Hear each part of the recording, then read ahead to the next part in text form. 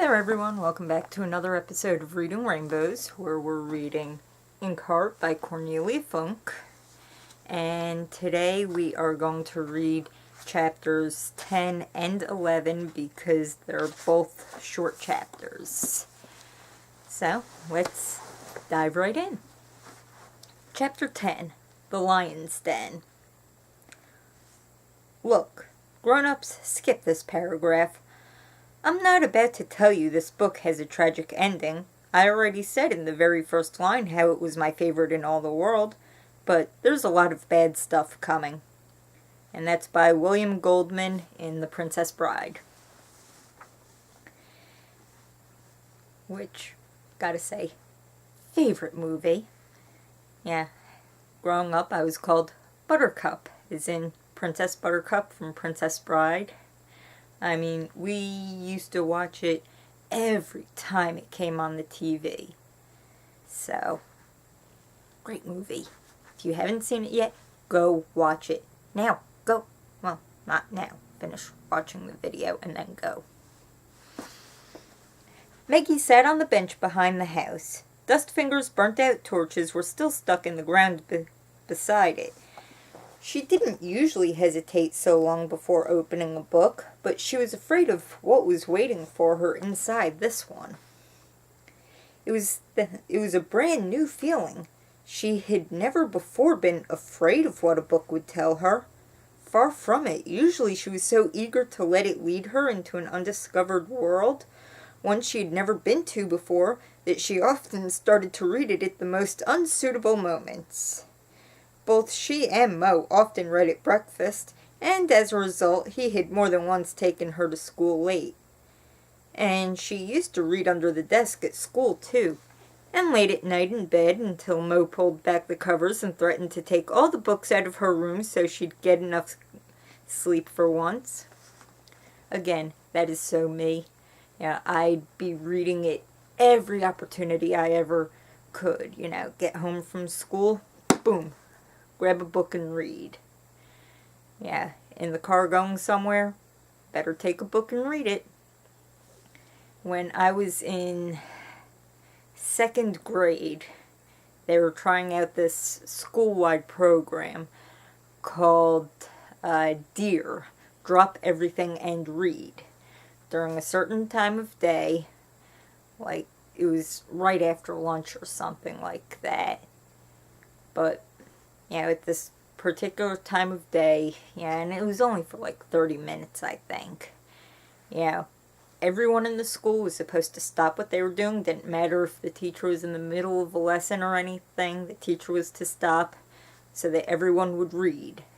And I'd usually grab my book and go crawl under a table and read. Actually, if I remember correctly, we did that all through elementary school. So for me, it was second, third, and fourth grades, because those were the years that I went to that school. So yeah, while everyone else was sitting at their desks or whatever, I'd be curled up under a table so that no one could tease me for reading, huge books. I mean, I was in second grade reading books this thick, while everyone else was reading, the super duper skinny, books aimed at second graders.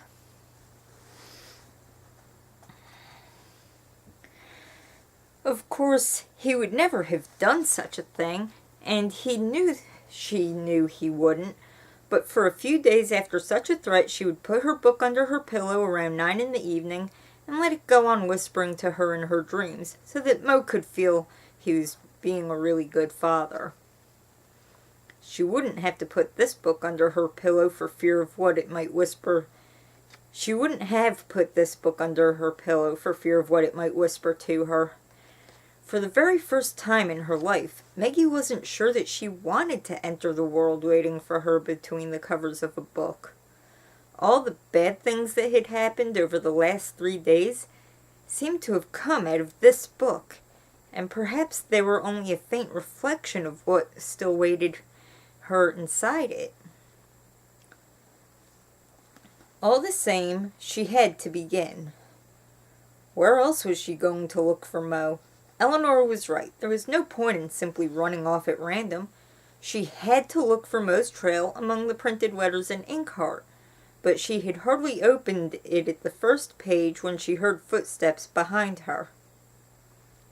"You'll get sunstroke if you keep on sitting in the full sunlight," said a familiar voice. Maggie spun around. Dustfinger made her a bow. Of course his face wore its usual smile. "Well, what a surprise," he said, leaning over her shoulder and looking at the open book on her lap. "So it's here after all. You've got it." Maggie was still looking uncomprehendingly at his scarred face. How could he stand there acting as if nothing had happened? "Where have you been?" she snapped. "Didn't they take you too? And where's Mo? Where have they taken him?" She couldn't get the words out fast enough. But Dustfinger took his time answering. He examined the bushes all around as if he had never seen anything like them before. He was wearing his coat, although the day was so hot that perspiration stood out in gleaming little beads on his forehead. "No, they didn't take me too," he said at last, turning to face Maggie again. "But I saw them drive off with your father. I ran after them, right through the undergrowth. A couple of times I thought I'd break my neck going down that wretched slope, but I got to the gate just in time to see them driving off south. Naturally, I recognized them at once. Capricorn had sent his best men. Even Basta was with them." Again, I get the feeling that Dustfinger's not quite telling the truth. Yeah, I mean, in one of the previous chapters, didn't it say that, he saw her running off towards the road? Yeah, so he was like somewhere halfway down the driveway watching her run past and all. So we know that he didn't run to the road. So how does he know that they went south? Unless, he's the one that told them where to go to begin with.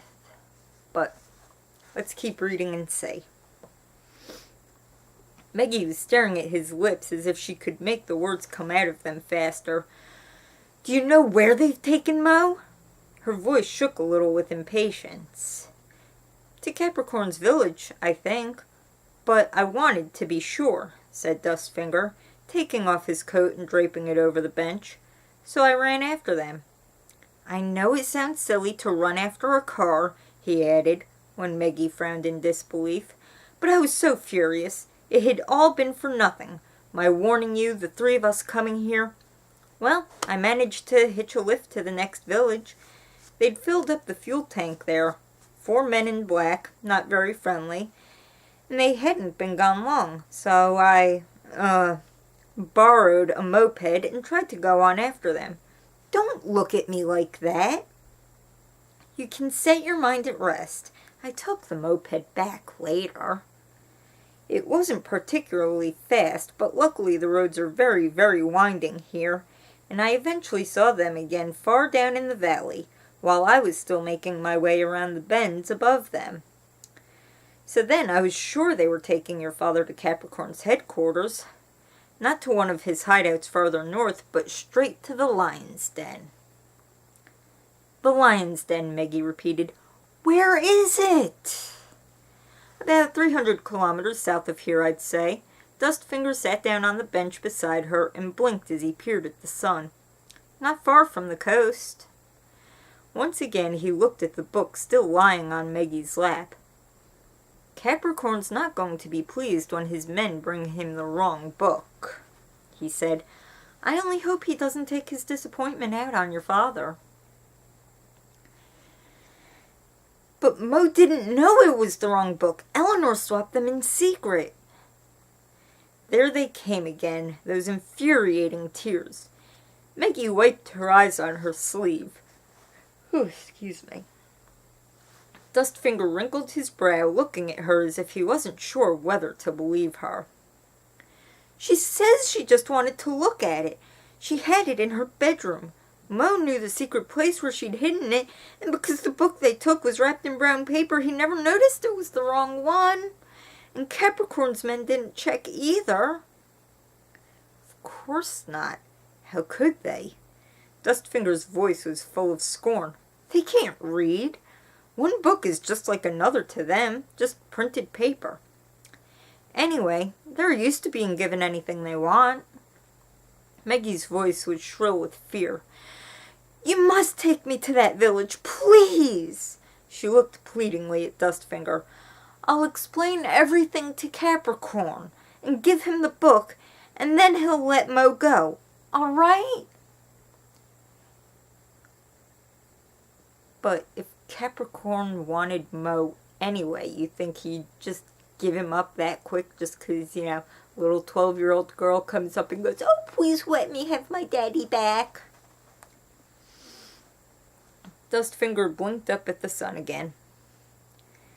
Yes, of course, he said without looking at Maggie. That's probably the only solution. But before he could say any more, they heard Eleanor's voice calling from the house. Well, well, what have we here? She cried, leaning out of the open window. Its pale yellow curtain flapped in the wind as if a ghost were caught in it. If it isn't our old friend, the matchstick swallower. Maggie jumped up and ran over the lawn toward her. Eleanor, he knows where Mo is, she cried. Does he indeed? Eleanor leaned on the windowsill and scrutinized Dustfinger through narrowed eyes. Put that book down, she snapped at him. Maggie, take the book away from him. Taken aback, Maggie turned around. Dustfinger really was holding Inkheart, but when Maggie looked at him, he quickly put it back down on the bench. Then, with a nasty glance in Eleanor's direction, he beckoned her over. Hesitantly, Maggie went to him. Yes, all right, I'll take you to your father, even though it may be dangerous for me, whispered Dustfinger when she was beside him.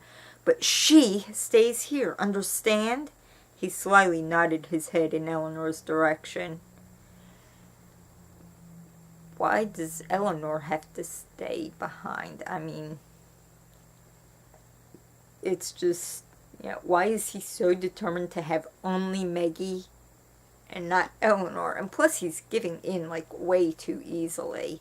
He's got something up his sleeve. Maggie looked uncertainly at the house. Like me to guess what he whispered to you? Called Eleanor across the lawn. Dustfinger cast Maggie a warning glance, but she ignored it. He's going to take me to Mo, she called back. A good idea, called Eleanor, but I'm coming too, even if the pair of you might prefer to do without my company. We certainly might, muttered Dustfinger, smiling guilelessly at Eleanor, but who knows, perhaps we can swap her for your father. I dare say Capricorn could do with another maidservant.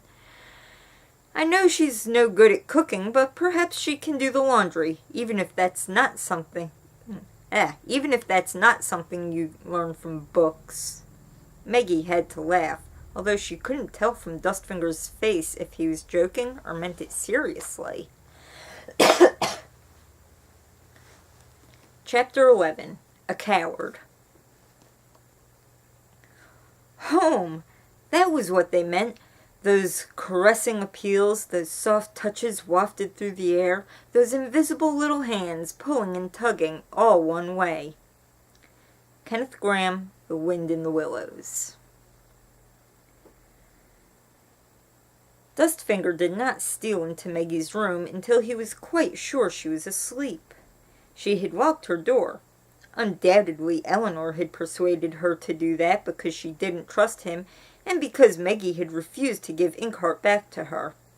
Dustfinger couldn't help smiling as he inserted the thin wire into the lock. What a stupid woman she was, in spite of all those books she'd read. Did she really think such an ordinary lock was any obstacle? Well, perhaps it might be for fat fingers like yours, Eleanor, he whispered to himself as he opened the door, but my fingers play with fire, and it's made them quick and skillful.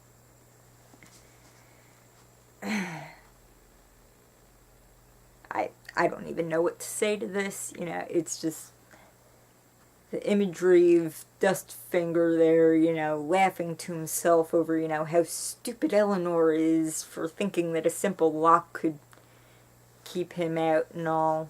And just these little mutterings that he's making and all. His liking for Silvertongue's daughter was a more serious obstacle, and his guilty conscience didn't make matters any easier. Yes, Dustfinger did have a guilty conscience as he crept into Maggie's room, although he hadn't come to steal the book. Naturally, Capricorn still wanted it.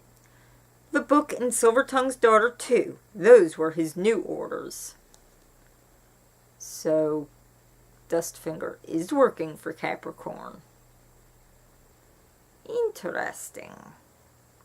Yeah, the way he was acting so scared before, I mean, that could have just been an act, but yeah, you'd think that if he was working for Capricorn, he wouldn't have been quite so eager to tell Maggie, about how evil and awful Capricorn is and how she never wants to, she better hope that she's never near him, that sort of thing. Because, I mean, if Dustfinger's working for Capricorn, you'd think that he'd try to play up his nicer side at least a little bit. But that must wait. Tonight, Dustfinger was there for a different reason. Tonight, something that had been gnawing at his heart for years drove him to Maggie's room. He stood thoughtfully beside the bed, looking at the sleeping girl. Betraying her father to Capricorn had not been particularly difficult, but with her it would be different. Her face reminded Dustfinger of another one, although no grief had yet left dark shadows on Maggie's childish features. Strange, every time the girl looked at him, he felt a wish to show her that he didn't deserve the distrust he always saw in her eyes, even when she was smiling at him. She looked at her father in a very different way, as if he could protect her from all the dark and evil in the world. What a stupid, stupid idea. No one would be able to protect her from that.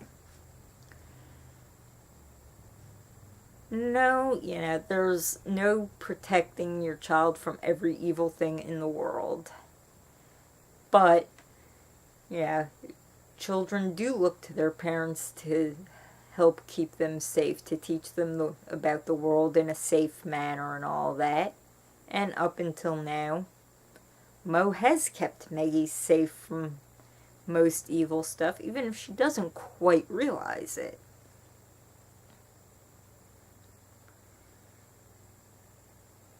Dustfinger stroked the scars on his face and frowned. Enough of such useless thoughts. He would bring Capricorn what he wanted, the girl and the book, but not tonight. Gwyn moved on his shoulder, trying to wriggle out of his collar, which he liked as little as he liked the dog's leash Dustfinger always carried with him. He wanted to go hunting, but Dustfinger wasn't letting him out. Last night the marten had run away from him while he was talking to Basta. The furry little devil was still afraid of Basta. Dustfinger couldn't blame him. So not only is he working for Capricorn, he's in communication with Basta, who's like the worst of Capricorn's men from what we've heard so far. Who is Dustfinger? How did he get tied up with these people? And, just what is his plan? Maggie was sleeping soundly, her face buried in a gray sweater, probably her father's. She murmured something in her sleep, but Dustfinger couldn't make out what. Once again his guilty conscience stirred, but he pushed the tiresome feeling away. He couldn't do with that kind of thing, not now and not later. The girl was nothing to do with him, and he was quits with her father now. Yes, quits. He had no reason to feel like a miserable double-dealing villain. Even if you are a miserable double-dealing villain, I mean, you swore that you were helping Mo to get to safety and, protect him and all that, and yet you sell him out to Capricorn. He looked around the room in search of something. Where would Maggie put the book? There was a red box beside her bed. Dustfinger lifted the lid. Gwyn's chain clinked softly as he leaned forward. The box was full of books, wonderful books. Dustfinger took out the flashlight from under his coat and shone it on them. "Look at that," he murmured. "What beauties! Like a party of ladies dressed in their best to go to a prince's ball." Silvertongue had probably rebound them after Maggie's little fingers had worn out the old bindings. Yes, of course, there was his sign, the unicorn's head. Each book bore it, and each was bound in a different color. All the hues of the rainbow were gathered together in that box. The book Dustfinger was looking for was right at the bottom. With its silvery green binding, it looked plain, a poor thing among all the other grand and lordly volumes. Yeah, this is such a pretty description of the books, Party of ladies dressed in their best to go to a prince's ball, and all that. All the hues of the rainbow gathered together in the box. Yeah, it just, I don't know, it sounds so nice and pretty and just beautiful. I don't know, I'm weird. It didn't surprise Dustfinger that Silvertongue had given this book such a plain dress to wear. Very likely Maggie's father hated it as much as he loved it. Dustfinger carefully extracted it from the other books. It was almost 9 years since he last had it in his hands. At the time, it had still had a cardboard binding and a torn paper dust jacket. Dustfinger raised his head. Maggie sighed and moved until her sleeping face was turned his way. How unhappy she looked. She must be having a nightmare. Her lips quivered and her hands clutched the sweater as if she were looking for something or someone to give her security. But you were usually alone in nightmares, dreadfully alone.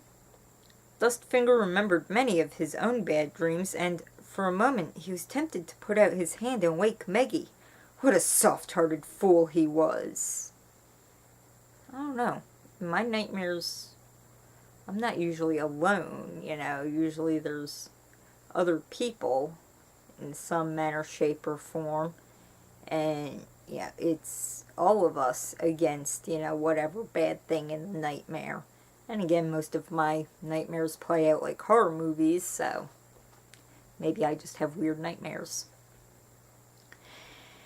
He turned his back to the bed. Out of sight, out of mind.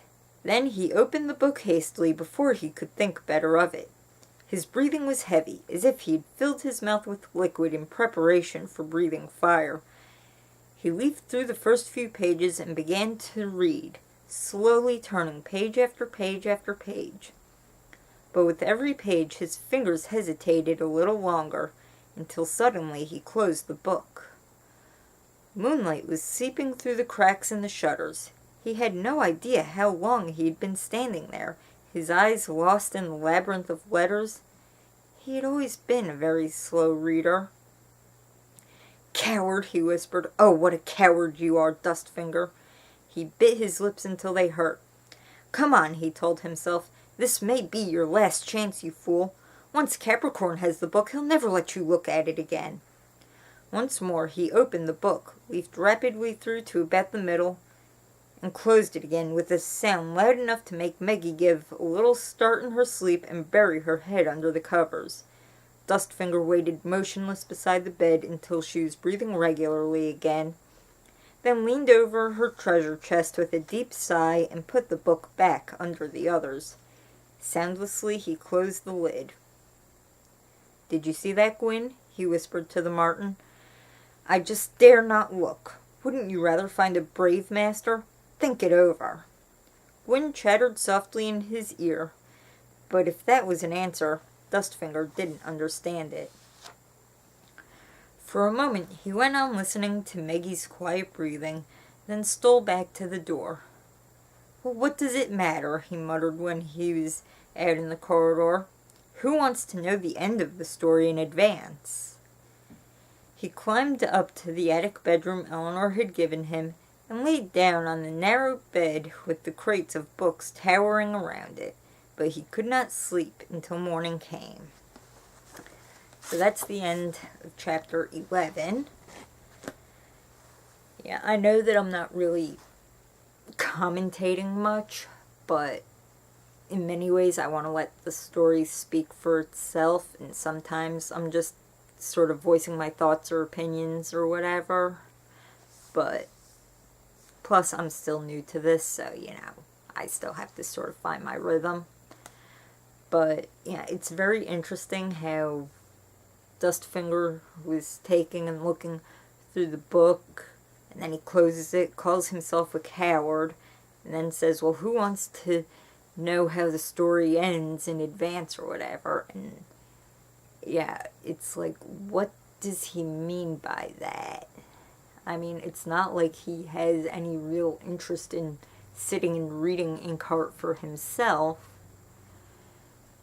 So, yeah, what does this book really matter? And plus, I mean, Eleanor was saying that, yeah, this book is largely forgotten, so why all this hype over a book that's, largely forgotten and all that? What's so special about this book, Inkheart, that everyone's going so nuts for it? All we can do is keep reading and find out. So I thank you for joining me, and I will see you next time. Bye!